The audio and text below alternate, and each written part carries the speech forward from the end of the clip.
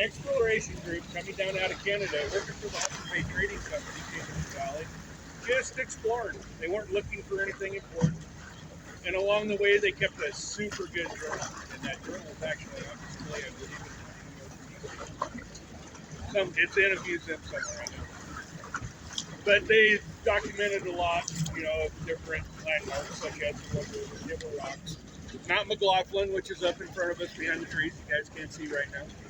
But also a lot of the natives that they encountered on the way. Now, with our natives here locally, they wrote in their journal, these natives are quite the wild lot. We are naming them Rogues, thus giving us the name for the Rogue River, Rogue Valley, Rogue Federal Credit Union downtown, Rogue Creamery, Rogue everything around here, basically. Well, it was about 20 years later, an American group came in down south by Ashland. They were mapping out what is known as the Applegate Trail. They were trying to bring settlers through the territory, safely avoiding our natives, because, of course, nobody ever got along back then. It was still gone. Some of those settlers, they just moved a little bit west. They settled a town called Table Rock City. Later in years, it was renamed to Jacksonville. Jacksonville is a really unique town. If you guys haven't gone out there, check it out. It's an old cowboy town, basically. It is one of 3 nationally registered historic towns. There's historic towns all over the whole nation, but there's only 3 that are registered.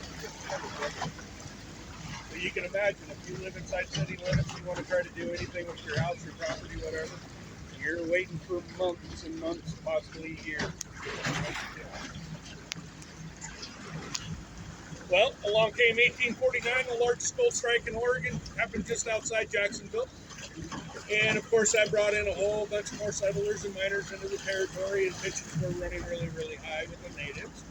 So our governor of the territory, and you guys notice I keep saying territory, Oregon was not a state. So the governor, Joseph Lane, he got together with some of the native chiefs. He got the Peace Treaty of 1853 signed. That signing location you guys will be at downriver later on after your break apart. But that peace treaty didn't last all that long. A man by the name of James Lupton forged the river right up here in front of us, leading a militia group to the other shoreline, and raided a native encampment, killing 30 men, women, and children. Okay. Our natives didn't take that too kindly, so they went down the river over the next 2 weeks, clear down to Grants Pass, killing every settler and miner they could find, setting off the rogue Indian wars. Thankfully, those didn't last all that long, about 6 months, to be honest with you. But our government, in their wisdom, decided to round up the natives, and they marched them down the river just a little ways to a place called Fort Wayne, that you guys will be at later on, too. Staged them there for a short time, and then they marched them up north, 40 miles outside of Eugene, to the Grand Ronde Reservation. That is Oregon's Trail of Tears. That's a part of history we have to know about and hopefully never relive. But for now, guys, we're going to keep heading up river, have some more fun, hopefully get some more spins in if we don't have a whole bunch of fun. Okay, here we go.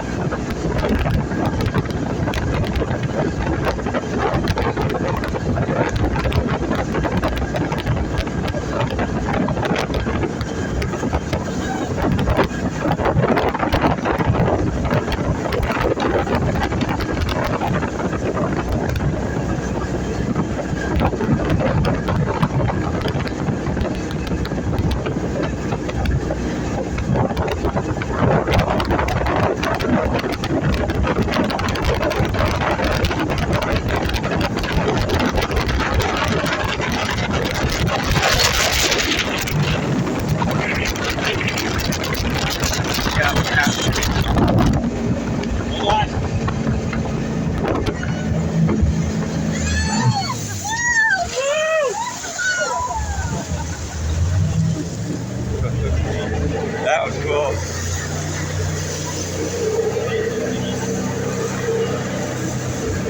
Wasn't expecting to get thrown into you.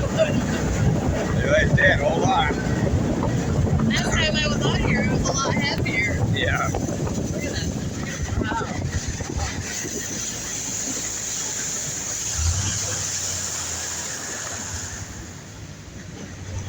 Just a little house that's up on the hill.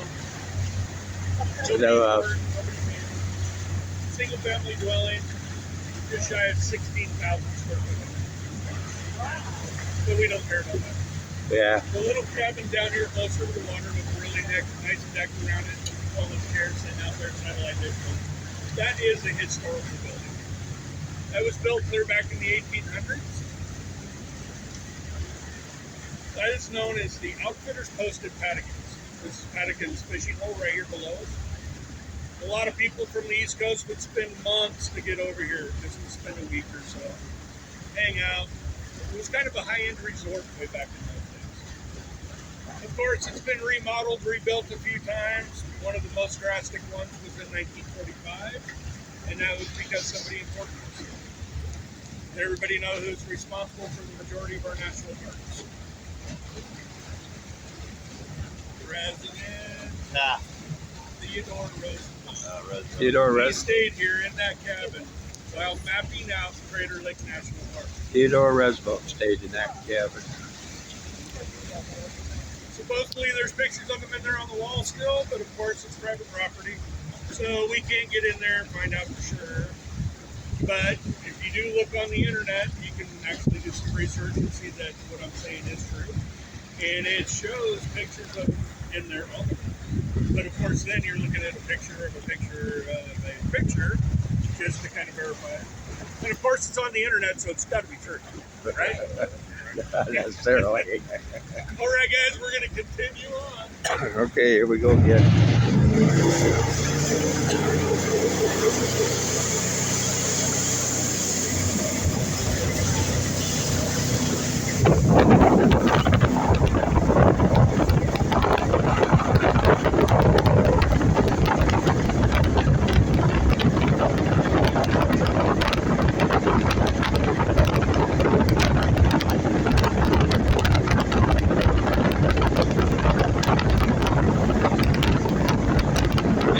River goes all the way out to the ocean, doesn't it? And as far up as Crater Lake. Crater Lake.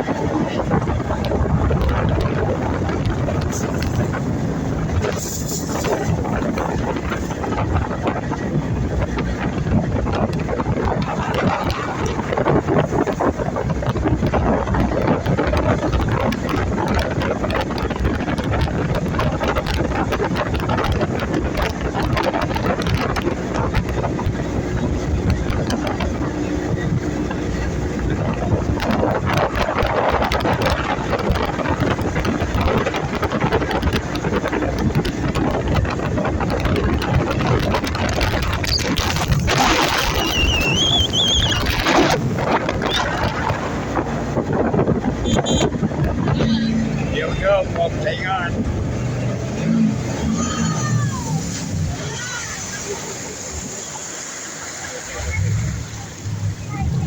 Was that cool? It's pretty deep right here.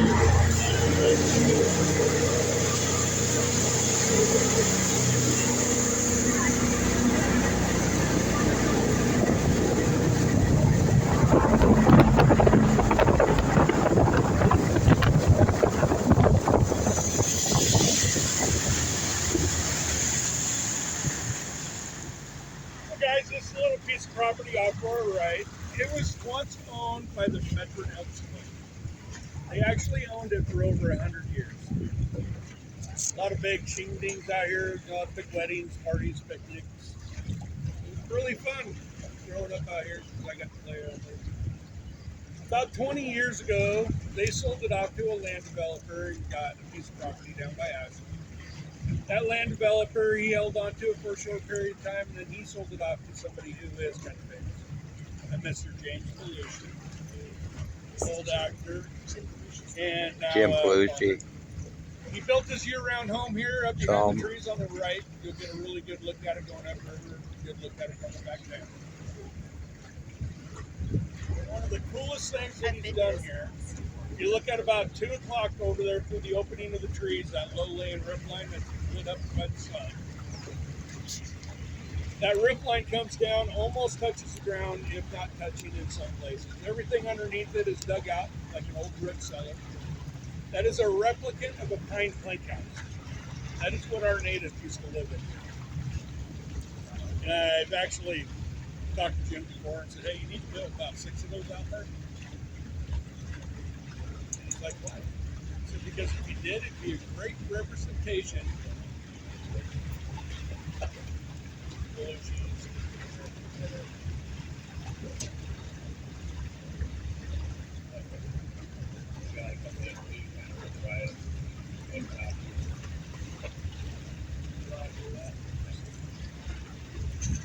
Anyway, I've asked him, and it's like, hey, you need to build, about 6 more of those out there or something. It would be a great representation of what it looks like here a couple hundred years ago. Except for the perfectly green grass down here. Sorry guys, I got interrupted by a phone call. Well, radio call. But anyway guys, we're going to keep on cruising upriver, have some more fun. I hope anyway.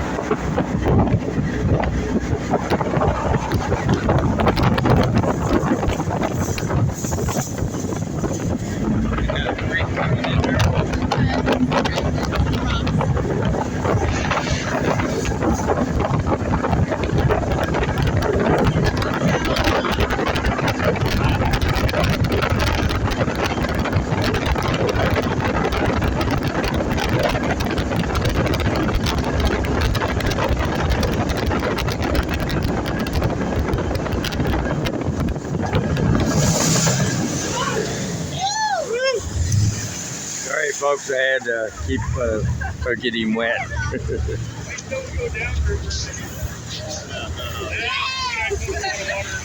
Let me know if I put my phone up. You don't have to let them know. Hey, I don't know how I'm gonna let it go. I don't want to lose my. Okay. I got your. I just go ahead and. I just go ahead and. Yeah.